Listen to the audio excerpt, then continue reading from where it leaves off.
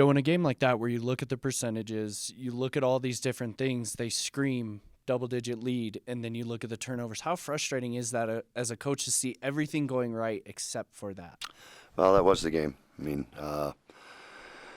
so whether that's, like I said to the guys, I got to take some, responsibility of, we have to be better prepared. We thought that was a possibility that they do a little press, and it's not oppressive, and play zone. But, are they going to come in here and play man?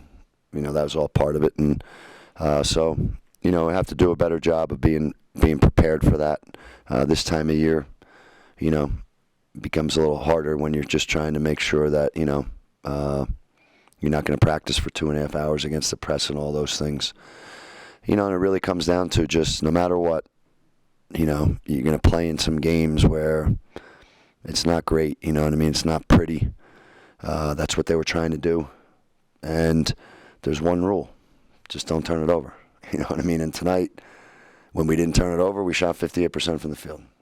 And when I say don't turn it over, we've been really good at not turning it over, and that's to the tune of say 10, 11, 12 a game. Tonight, if you turn it over 13 times or even 14 times, well, that's 7, 8 extra possessions, and if you're shooting 58%, that goes a long way in sort of, as the game's not, pretty, and you got to be the kind of team, and veteran teams sort of learn that as they get to be a veteran team.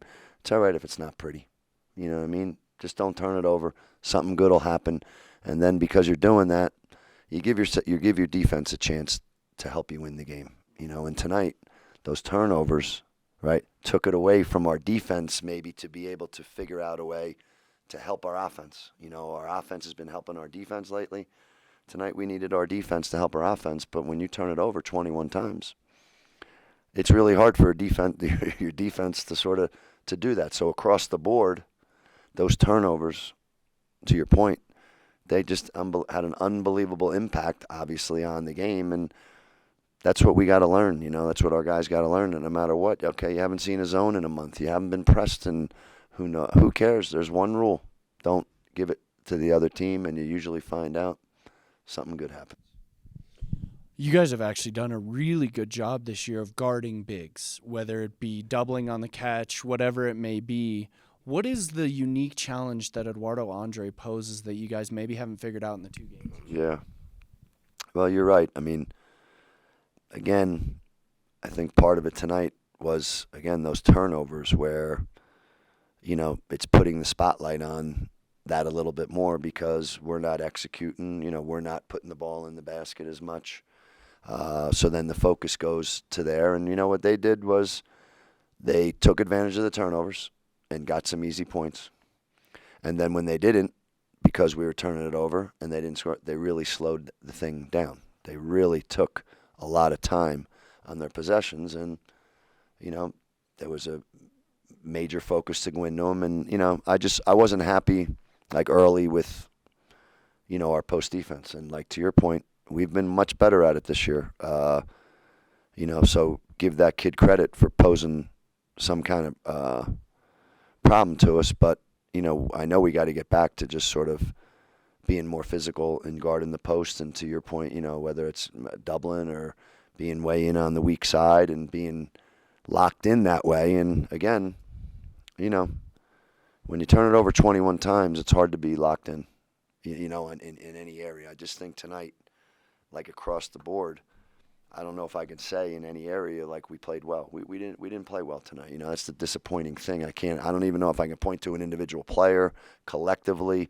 That's why me, staff-wise, okay, if we're going to see a zone again, if we're going to get pressed again, okay, well then I got to do a better job to make sure our guys are ready to play well, and I just didn't sit. But you run into games like that, and I think you run into games like that in late February.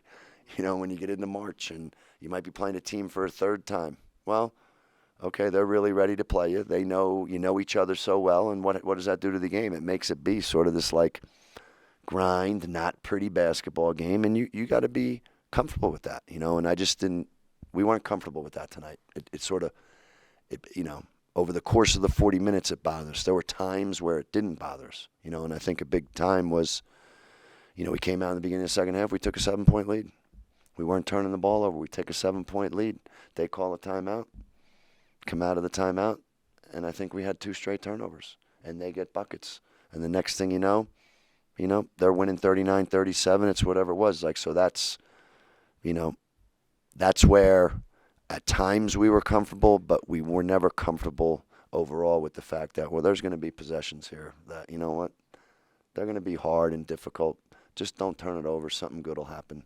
And I think that just sort of took its toll on us over the course of the game. Obviously, he's done well in both matchups. I mean, what is he doing that's kind of really getting to you guys defensively?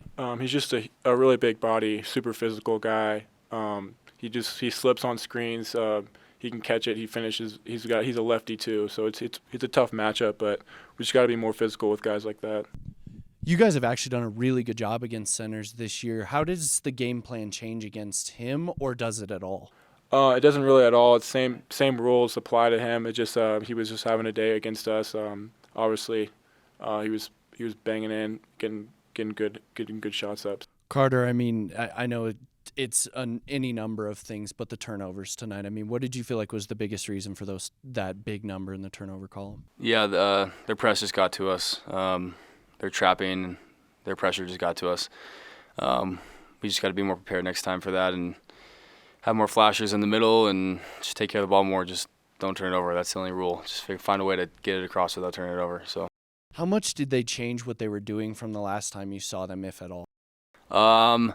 Last time I don't think they ran too much of a press. It was just mainly that zone. That zone was messing us up in the beginning, but we got used to it. It's kind of a zone man.